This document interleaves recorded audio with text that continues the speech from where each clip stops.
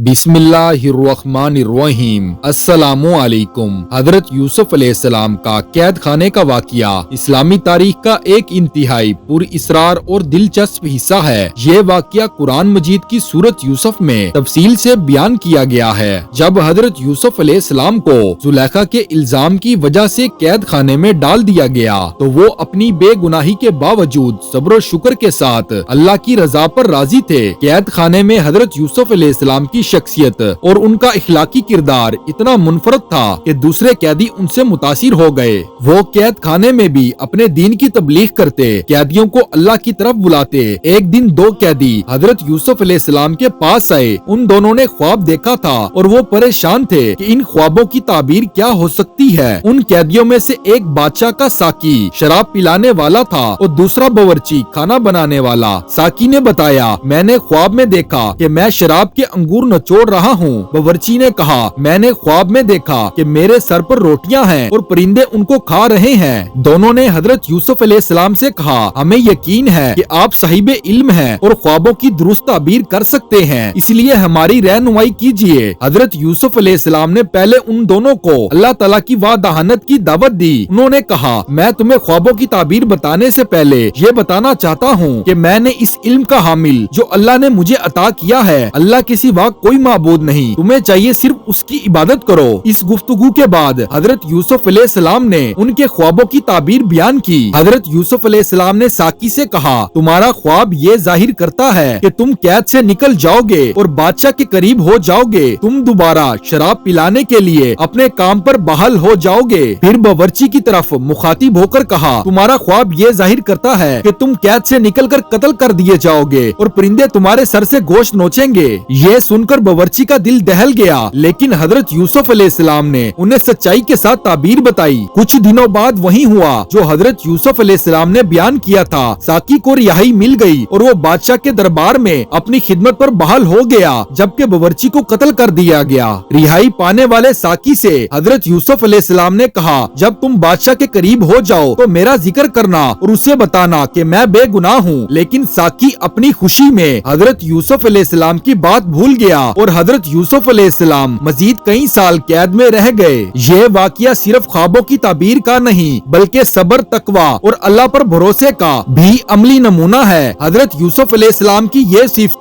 कि उन्होंने अपनी मुश्किलात में भी अल्लाह के दीन को नहीं छोड़ा, हमें ये सिखाती है कि हर हाल में अल्लाह की रजा के मुताबिक जिंदगी बसर करनी चाहिए। सुभान अल्लाह। अल्लाह पाक हम सबको हजरत यूसुफ अलैहिस्सलाम के नक्शे कदम पर चलने की तौफीक अता फरमाए। आमीन। इस तरह के इस्लामी तारीख के वाक़यात सुनने के लिए हमारे चैनल को सब्सक्राइब करें ताकि हमारी आने वाली मजीद वीडियोस आप तक पहुंचती रहें।